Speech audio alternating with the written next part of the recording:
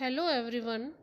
I, Dr. Asha Arora, Assistant Professor of English, Chaudhry Balluram Godara, Government Girls College, Shri Ganganagar, welcome to all of you in the e-lecture series of Gyan Doot 2.0, that is an innovation in college education and is a meaningful initiative for the students for preparing them for examination.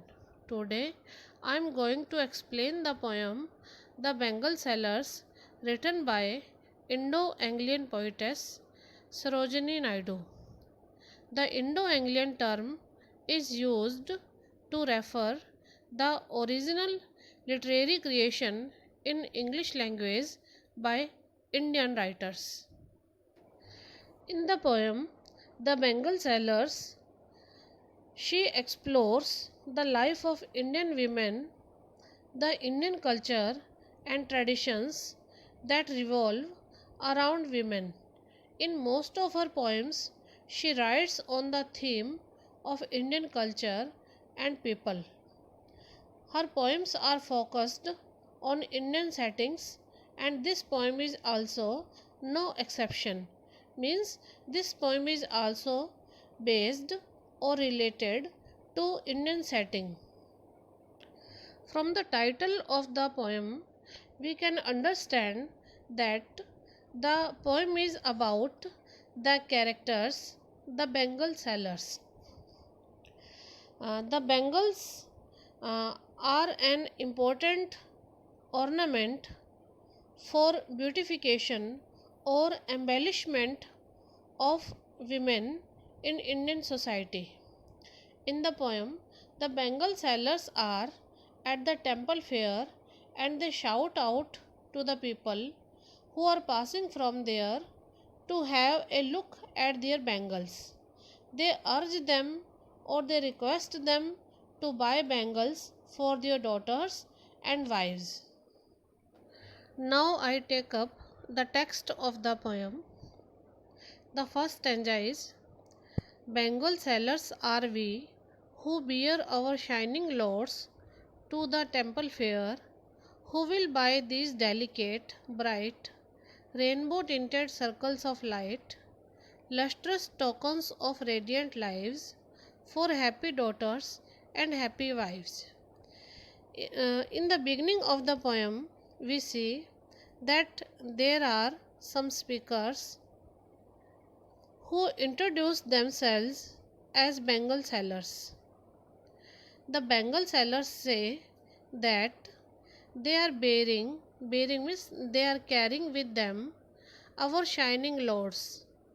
Lords here means the bundle uh, of the bangles to the temple fair. They are going for the fair that is being organized before temple, and they are carrying the bags or the packets of bangles towards the temple for the people who will visit in the fair, who will buy these delicate bright rainbow tinted circles of light. They ask, who will buy these delicate, who would buy those delicate bright means shining rainbow tinted. Rainbow tinted means that have the color of rainbow, mixed colors. Circles means round things of light means they are bright, they are shining, they are making publicity of their articles of bangles. They ask, who will buy those delicate and shining bangles that are colorful and bright, lustrous tokens of radiant lives. They are the tokens or symbol, they are the shining symbols of radiance means happy, cheerful lives. The poetess here says that those women who are happy, they wear or they put on The bangles that are very lustrous. Lustrous means shining, tokens or symbols. They make them happy. For happy daughters and happy wives, the bangles make the daughters and wives happy. We can notice in this stanza that though the speakers of the poem are several, but it appears as if there is a single speaker. This is because of the fact that they all have the same purpose and they are representing themselves singularly as a class essence. And we can also notice that bangles in this stanza are called as lustrous tokens of radiant lives. It shows the Indianness of the poem, where bangles are bought on special occasions and are associated with the happiness and prosperity of life. The second stanza is: some are meet for a maiden's wrist, silver and blue as the mountain mist. Some are flushed like the birds that dream on the tranquil brow of a woodland stream. Some are aglow with the bloom that cleaves to the limpid glory of newborn leaves. The bangle sellers here mention what type of bangles they do have with them. They say some are meet means suitable for the wrist of maiden. Maiden means unmarried girl. The speakers or the bangle sellers tell that they have the bangles with them that suit to the wrist of an unmarried girl. Silver and blue as the mountain mist. These bangles that are most suitable for the wrist of the unmarried girl, they are of silver and blue color like the mist on mountains. Some are flushed like the birds that dream on the tranquil brow of a woodland stream. Some are flushed. Flushed means shining, like the birds that dream on the tranquil. Tranquil means calm brow of a woodland stream. Some bangles are of calm color. They are like the birds that take birth or that bloom on the calm woodland stream. Some are aglow with the bloom that cleaves to the limpid glory of newborn leaves. Some are aglow means shining or glowing. Some bangles are glowing with the bloom. Bloom means shine that cleaves uh, to the limpid. Limpid means beautiful glory of a newborn leaves. Some uh, bangles are of green color like the newborn leaves, and they also carry with them the beautiful glory, shining uh, glory or green and glowing and transparent beauty of newborn leaves. In this way, we see in the second stanza the speakers talk of the kinds of bangles they have with them.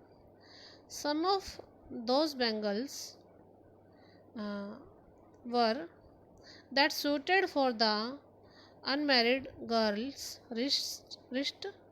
They are silver and blue in color, like the mountain mist. Some of the bangles are flushed, shining, uh, that is pink and light red in color, like flower buds that grow beside a woodland stream. Still others are green and glowing like the transparent beauty of newborn leaves. In Indian society, we know that bangles have an important cultural and religious significance in life. Different colored bangles are worn by women in different stages of life. Blue, silver, and green are generally worn by young maidens, and the poetess here uses the words flushed like the birds that dream. Flushed means uh, hot red color. The word birds here is suggestive of chastity. Birds that dream present before us an image of young girls dreaming of marriage. In this stanza, the poetess presents the stage of youth in a woman's life. The third stanza of the poem is: some are like fields of sunlit corn, meet for a bride on her bridal morn. Some like the flame of her marriage fire, or rich with the hue of her heart's desire, tinkling, luminous, tender, and clear, like her bridal laughter and bridal tear. In this stanza, the bangle sellers tell that they have bangles, and among the bangles, some are like fields of sunlit corn, some are of yellow color that are similar to the color of sunlit corn field. Meet for a bride on her bridal morn. Meet means that suit or that are suitable for a bride on her bridal morn. And, and they have the yellow colored bangles that are perfect for a bride on her bridal morning. Some like the flame of her marriage fire. The bangle sellers tell that they have some bangles that have the flame of a fire. The poetess here uses simile and says that just as the uh, the girl who is going to be married has a fire or a desire or excitement in her life, in the same way they have the uh, flame colored or the uh, desire awakening colored means yellow colored bangles, or rich with the hue of her heart's desire. Rich means they say that they have bangles uh, that arouse the heart's desire of the bride. Hue means color. Rich with the color. They say that they have such bangles that are rich with the color that are similar uh, to the desire of a girl who is going to be married soon. Tinkling, luminous, tender, and clear. They have the bangles that are tinkling, they are producing sound. Luminous means shining, tender means soft, and clear. Clear bangles, like her bridal laughter and bridal tear. Uh, the poetess here compares the bangles with the bridal's laughter and bridal tear.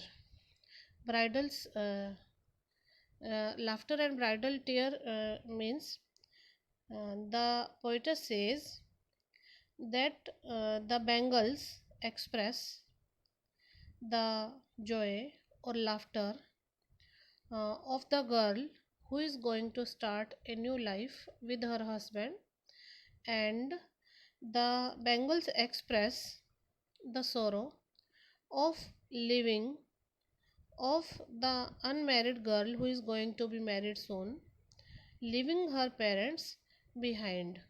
So the bangles become a symbol of laughter and tear both. In the third stanza, we find that the bangles are not lifeless thing. They have life in them when they are associated with human beings. The bangle sellers say that uh, some of their bangles are yellow, like the cornfields that are shining in the sunlight. Bangles of this color are perfect for a bride on her bridal morning. Some of the bangles they have are of bright red color.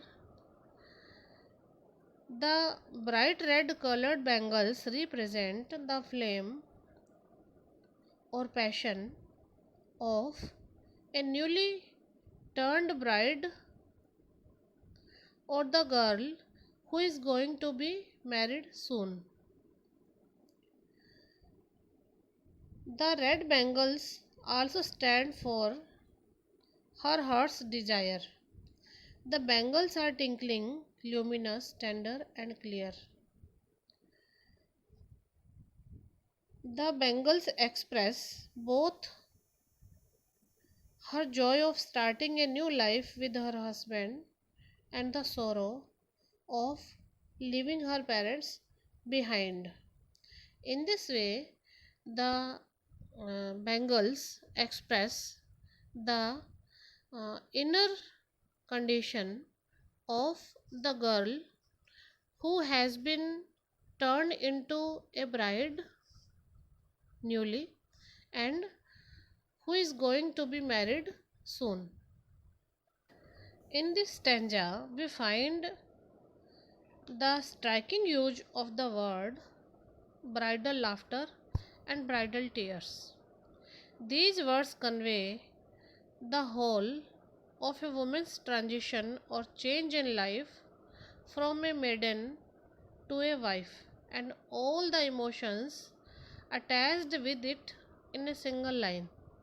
This stanza is special for the transition of life from a maiden to a wife. The fourth and final stanza of the poem, The Bangle Sellers, is: some are purple and gold flaked grey, for she who has journeyed through life midway, whose hands have cherished, whose love has blessed and cradled fair sons on her faithful breast, and serves her household in fruitful pride, and worships the gods at her husband's side. In this stanza, we see that the bangle sellers, who are the speakers in the poem, they continue to advertise their bangles. They say that among the bangles, they have some bangles that are of purple and gold flaked grey color. For she who has journeyed through life midway. They say that these purple and grey colored bangles are fit or suitable for a middle aged woman who has journeyed through life midway, means who has passed middle age. These bangles are fit for them, whose hands have cherished, whose love has blessed. These bangles are fit for a woman who has passed her middle age and who has brought up her children. Her children were blessed by her love, cradled fair sons. Cradle means she has brought up her sons or children on her faithful breast. Faithful breast means sincerely. Sincerely, she has brought up uh, her children and serves her household in fruitful pride. She serves her household means she fulfills the household duties in fruitful pride means with pride. She maintains her household with pride and worships the gods at her husband's side. She thinks herself a part of her husband's life and she also prays for the well being of her husband also. In this stanza, we can also notice uh, or perceive uh, the good qualities of a good wife. Such a woman is truly deserving of purple and gold flaked grey bangles, who has fulfilled her household duties in a sincere way, who has spread love in her family, and who has brought up her children well. So, in this way, uh, Sarojini Naidu also writes down the qualities of a good wife. We can say the poem The Bengal Sailors portrays the characters the Bengal sailors. The poem celebrates the female life. It shows us the various stages of a woman's life. It attempts to represent the Indian culture and the role of Bengal sailors in the traditional setup. We should pay attention to the word sons that is used for children. This word usage sons can be a happy coincidence, but it can also suggest the inherent or ingrained attitude of male preference in the society of Sarojini Naidu's times. The special features of the poem are Sarojini Naidu's poems describe the life of Indian people. Here in this poem, she narrates the life of Bengal sailors and Indian women, how the Bengal sailors, carrying the load of their bangles, come to the temple fair to sell their bangles, how they attract the people by describing the colorful qualities of the bangles to the visitors, how expertly they discuss that what colored bangles will suit to the different aged women. The bangles are a part of Indian women's life which they like to wear in their routine life and on the occasions. In this way, the whole poem is imbued with the colors of Indianness and very well reflects the Indian culture of selling and buying of bangles and being worn by the Indian women as a part of Indian tradition. If we talk about the structure of the poem, the entire poem has a structure in which each stanza focuses on a particular theme. The poem presents a visual imagery as the Bengal sellers are going towards temple fair and they with their showcasing and oral skill attract the attention of the people passerby.